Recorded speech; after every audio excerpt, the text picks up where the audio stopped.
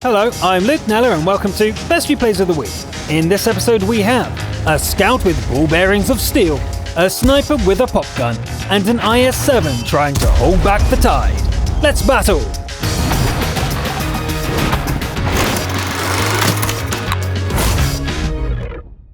Let's get going with a scout game from Rum Pam. The setting is Melanevka on an American server. The countdown ticks to 0 and our scout bursts into action. This is a high-risk move, but Rum Pam reveals 8 opponents in a handful of seconds. What do you do after such an opening? How about parking behind those bushes and keeping the res lit up? The tactic works incredibly well, and the spotting damage mounts up fast. After the defenders have been decimated, it's time for a more dynamic approach. The E4's attention is entirely focused on a friendly 103. Heads up, buddy! Aww. I bet you wish you had a proper turret right now. While we're here, let's take care of those SPGs. That's 2. The third one makes a run for it and manages to get away. For now. The opposition have had just about enough of this impudent scout. Rum Pam taunts the Reds by driving into the capture circle, backing away when an Object 140 takes the bait. You guys need help with this IS-4, or is it enough to keep it spotted? Okay, cool. The team is in the lead now, which is fortunate because the scout's time is up. But don't worry, the team's got this. The game ends in victory with no further losses. Those were some seriously bold moves right from the start.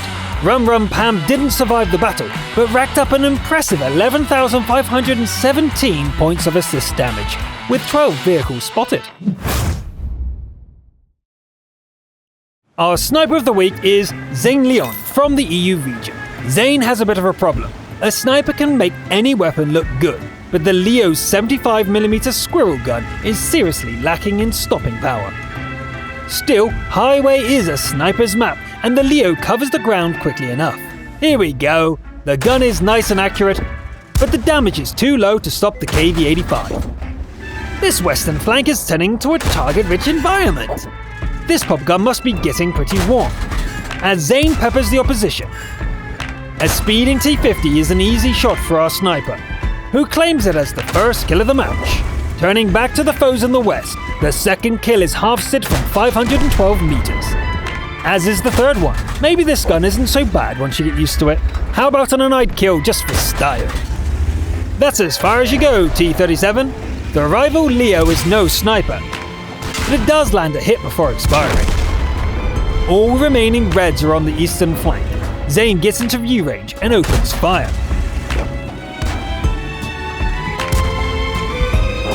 The foes retreat, and our sniper sprints closer. That makes 7.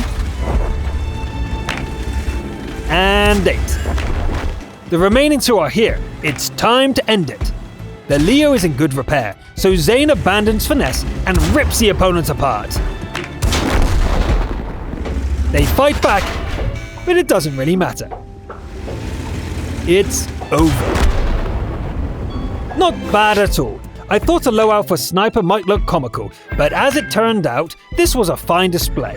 The accuracy isn't perfect, but that's due to the uneyed shots early on. Top gun of the week is the Dead Zone from the WGL EU team Oops to Tough Giraffes. Our killer drives the sweetest murder machine, Immel-1, sitting pretty as top-tier defender on Erlenberg. Okay, let's get ready to rumble. That could have gone better. There we go, the kill streak is open. The next drum hammers a T-44 into scrap. Our top gun is warming up nicely. The next victim goes down with 2 shots. There would be enough for a second kill, but one of the shells bounce off. The Reds seem reluctant to challenge our champion, letting the Immel reload in peace. But that's their problem. The next round of shells claim 2 more kills, and the Dead Zone is still not challenged. Another clip, and another pair of kills. The assaulters reach the city center, and the Dead Zone is running out of teammates. Out of my way, Tiger! There goes the last friendly, but it managed to reveal the E-25. A single shell is enough to finish it off. The dead zone reloads and bounces a shell off a T-28 prototype's armor. The ISU is an easy kill, but there's no point in challenging the prototype with a single shell. Time for another reload. Watching the T-28 getting clipped down almost makes you feel bad for the enemy team. The red team's last hope rests with the KV-85. Can the bottom tier heavy challenge our hero? The KV does its best, but having watched the previous 11 kills, do you think it has a chance? That's what I thought as well. GG. 12 kills, and by the looks of it, without breaking a sweat. The dead zone also blocked a respectable amount of damage, showing the value of that Swedish armor. And now, back to the American servers for another autoloader game. This week's crucial contribution is delivered by Pashowin Ends, presumably sharing their passion for the French AMX 50B. The battle is fought on the snowy terrain of Windstorm. Pashowin drives into town, trading 2 shots for 1 from an M48 pattern. The AMX moves to the southern edge of the map, pumping a clip into an American heavy.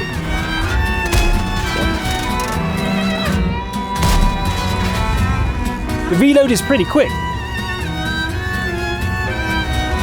so Pashowin is in time to help a platoon mate with a troublesome Centurion AX.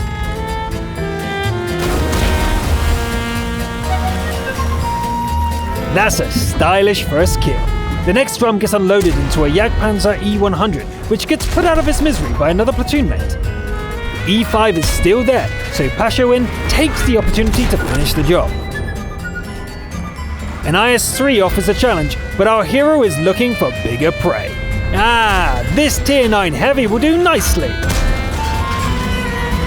A couple of hits to the ammo rack take care of it, leaving a spare shell for the T-49. Thanks, buddy. The wedge-shaped 103 bounces a shell, but that just buys it a few extra seconds. The sluggish Oh-Ho isn't as much of a challenge. The remaining reds are elsewhere, so it's time for a little drive. Pashowin doesn't feel like engaging at long range and decides to get closer. That's better, though the heavy frontal armor could be a problem. Or not. The last friendly is keeping the pattern entertained. The Scorpion gear is here as well, but that problem has an easy fix.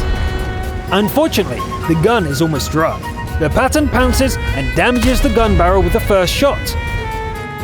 Damn!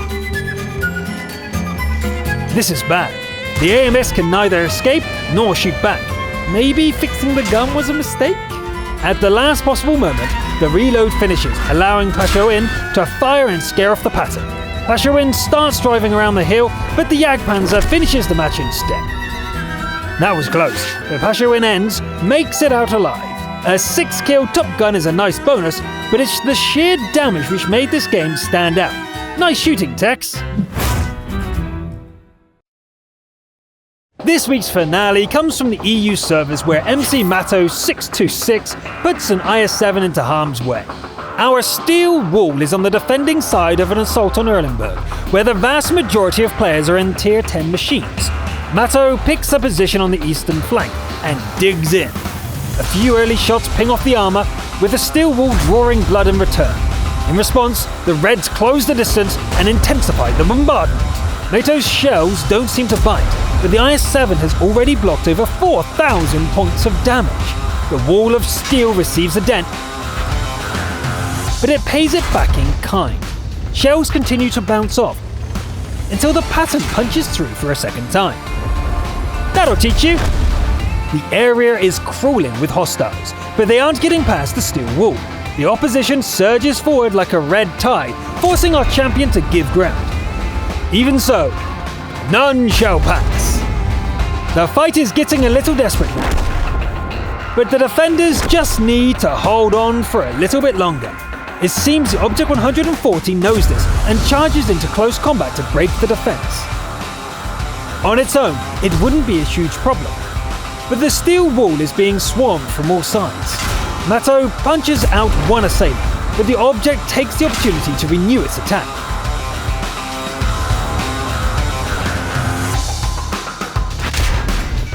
To Hades with you!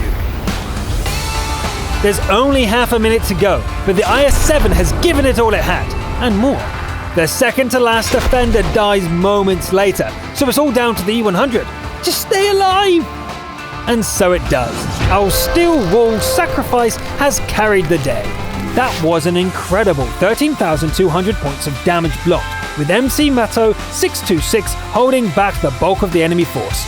With the respectable 4,000 damage dealt, you can see why this replay took pride of place at the end of the episode. There you go, victories all around. Even the 15k health IS-7 won its game. Keep sending in those replays. I'm Luke Nella, thanks for watching, and I'll see you next time.